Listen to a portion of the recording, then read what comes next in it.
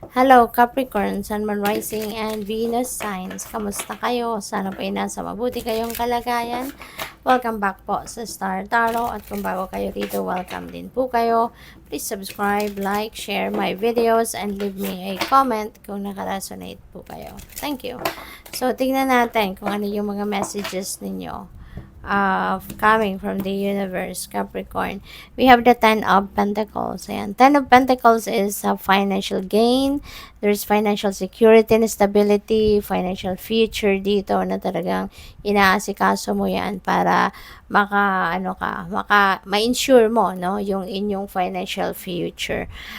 Masaya, no? Masayang pamilya, masayang mag-asawa, bata, mga anak, no? So, maaring mga anak ninyong lahat yan, kung meron na kayong pamilya, na they are whole happy and you are too are happy. Kasi, siguro nga, kung ano yung mga needs mo, or needs ng buong mong pamilya, pati yung wants nila, maaring napoprovide mo na yon, no? Maari kasi, 'di ba? Nagtutulungan siguro kayo mag-asawa sa paghahanap buhay, nagtutulungan kayo sa pag-build ng inyong financial future. So this is really good. Pwede rin ano na isa din dito sa dahilan ng saya ng lahat.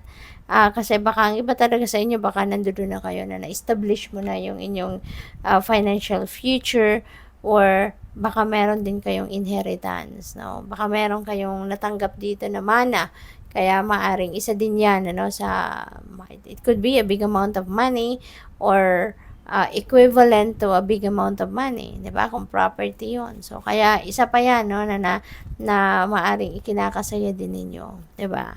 So we have Two of Swords, decision making ito, no?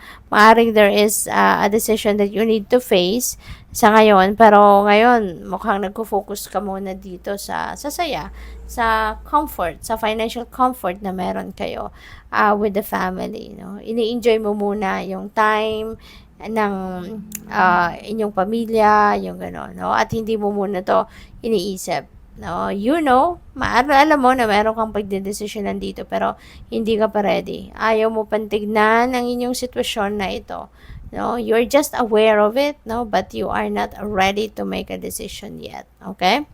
So, what else? We have justice. You're getting what you deserve, Capricorn. So, napakaswerte ninyo, napaka-blessed ninyo. Kasi, kung meron man kayo ditong pinaglalaban, whatever that is, no? Whether sa korte, whether sa kung anumang institution, anumang opisina ng gobyerno, whatsoever, makukuha mo. You know, ipapanalo mo kung ano man ang pinaglalaban mo.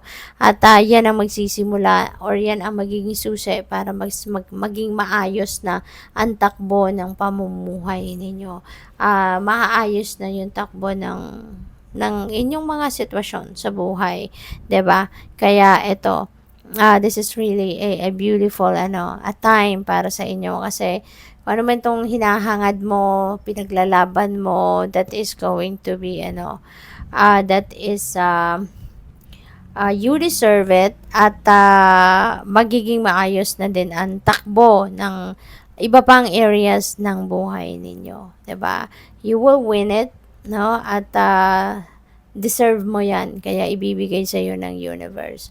Magiging balanse na ngayon ang buhay mo. Magiging mas maayos na ang takbo ng lahat-lahat, no? So, magsisimula ka na maging masaya, diba? So, good luck sa iyo. Tignan natin kung ano pa ang mga messages ninyo rito, okay? So, we have all is well, diba? So, masaya to. Masaya. Kasi this is guarantee sa inyo ng universe, no? Na wag kang mag-alala. You have nothing to worry about. You have nothing to fear. Kasi all is well. Lahat ay nasa ayos. Lahat ay mabuti. Okay? Ano to? Parang all is well. Everything is taken care of. Okay? Kaya wala kayong dapat na alalahanin. Alright? So, kaya relax ka lang. Just continue to focus on what you are doing currently, no? Kasi, at wag kang mag-alala.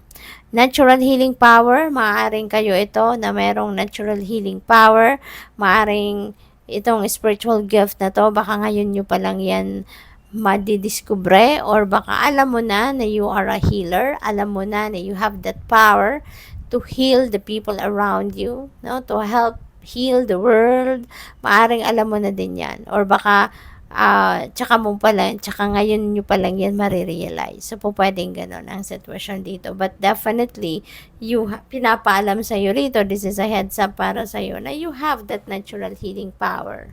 So, what else? There is so much more to you than you think. Ayan. So, baka ito, yung healing power ninyo. 'Di ba? Baka ito yung isa sa mga so much more na sinasabi ng card na to. Na akala mo, kilalang kilala mo ng sarili mo, akala mo alam mo na kung ano yung mga talents mo, skills mo, gifts mo, pero hindi pa pala, 'di ba? So reminder ito para sa inyo na there is so much more to you than you think. Okay? Marami ka pang madidiscover about yourself, no? Na hindi mo pa nalalaman, hindi mo pa nadidiscover. And maaring ito, yung healing power na to, no? Maaring isa 'yan sa sinasabi nito na so much more, 'di ba? Kaya good luck sa iyo. Thank you for watching. Love and light. Namaste.